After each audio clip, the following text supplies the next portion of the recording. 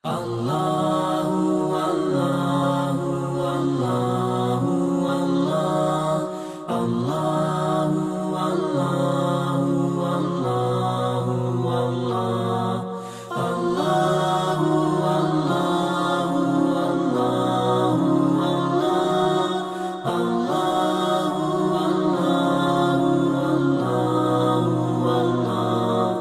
Allahu Allah Bismillahirrahmanirrahim. Alhamdulillahi wa bihi nasta'in. Wassalatu wassalamu ala rasulihil amin wa ala alihi wa sahbihi ajma'in wa man tabi'ahum bi ihsanin ila yaumiddin. Thumma amma ba'du. Wa assalamu alaikum wa rahmatullahi wa barakatuh. Mga kapatid sa pananampalataya, dito naman tayo upang ipaliwanag ang mahalagang bagay tungkol sa Hajj. Ang gusto kong ipaliwanag ngayon ay tungkol sa mahduratul ihram. Ito po ay tinatawag na mga ipinagbabawal sa tao sa loob ng ihram. Ibig sabihin nito o kahulugan nito ay ma yahrumu alal muhrim. Ito po ay ipinagbabawal sa taong naka-ihram ang kaniyang isagawa dahil po siya po ay sa loob ng ihram. Ang mga ipinagbabawal na ito ay nahati po sa tatlo. Una dito ay ipinagbabawal sa lalaki at babae. Ito po ay una dito sa ipinagbabawal sa mga lalaki at babae ay tinatawag na izalatu sya'r min jami'il badan. Ito po ay pagtanggal ng buhok mula sa lahat ng bahagi ng katawan. Ang pangalawa ay taqlimul adhafir min al-yadaini aw ar-rijlain. Ito po ay pagputol ng mga kuko ng mga kamay at paa. Ang pangatlo ay isti'malut tayyib. Isti'malut tayyib ba'da al-ihrami min fi ath-thawbi wal badani aw ghayrihima. Ito po ay panggamit ng pabango pagkatapos ng ihram dito sa damit at katawan. Pang-apat ay qatlus sayd.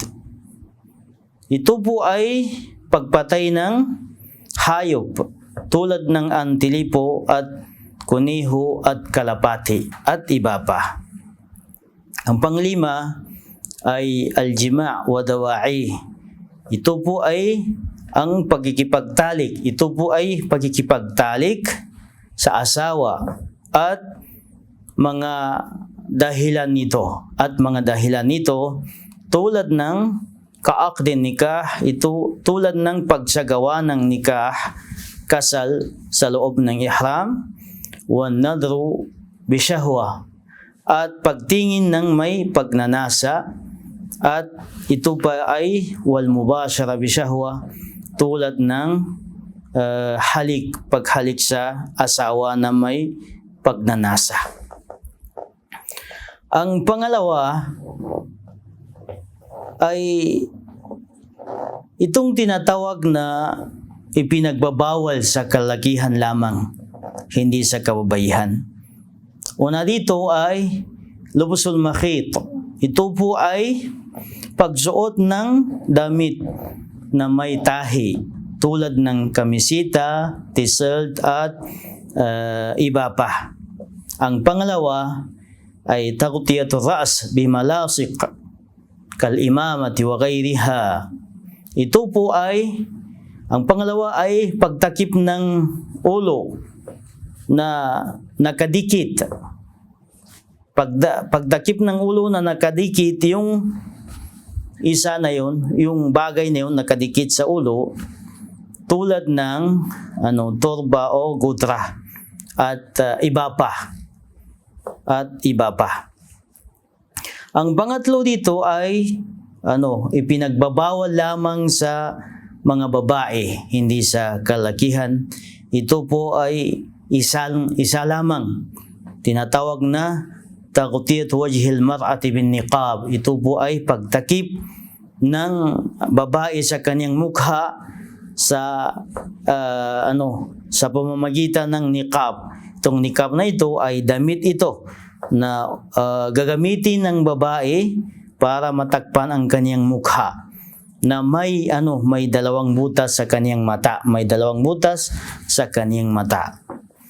Mga kapatid, ito po ay mga ipinagbabawal sa loob ng ihram.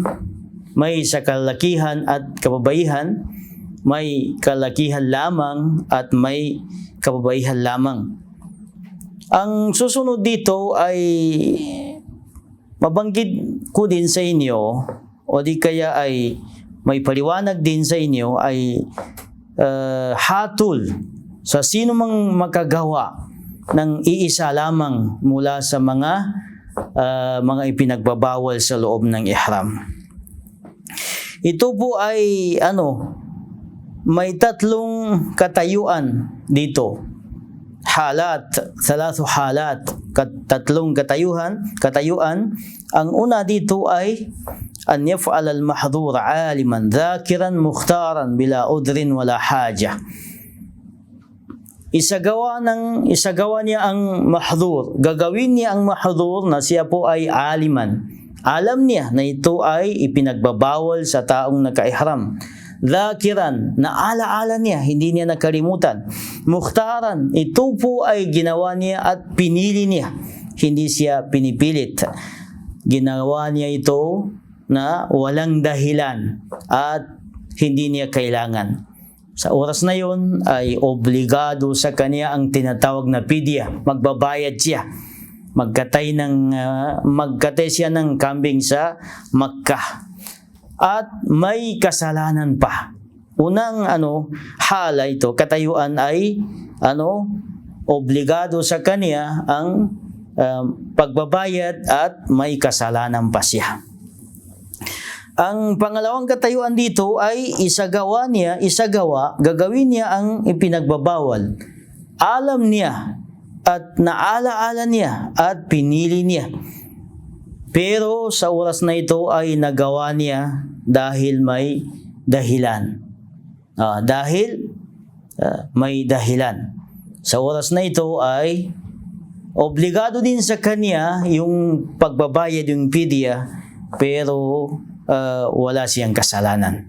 Ito ang pagkaiba ng una. Yung una, obligado sa kanya ang fidya at may kasalanan pa. Pero itong pangalawa na ito ay ang obligado na lang sa kanya yung fidya lamang, hindi obligado sa kanya ang kasalanan at wala siyang kasalanan. Ang pangatlong katayuan dito ay ginagawa niya ang mahdhur na ito. Yung nabanggit natin, jahilan, hindi niya alam, o nasiyan, o di kaya ay nakalimutan niya na ito ay ipinagbabawal, o mukrahan, o di kaya ay siya po ay napilitan o pinipilit siya. Sa oras na ito, ang hatol ng Islam sa kanya ay wala siyang kasalanan. Wala siyang kasalanan at hindi pa obligado sa kanya ang pagbabayad. Ito po ay sa pananaw ng mga Shafi'iyya at Hanabila at iba pa sa kanila. Mga kapatid, sa pananampalataya, hanggang dito lamang ang maipaliwanag ko sa inyo sa oras na ito. Inshallah sa susunod madagdagan natin din.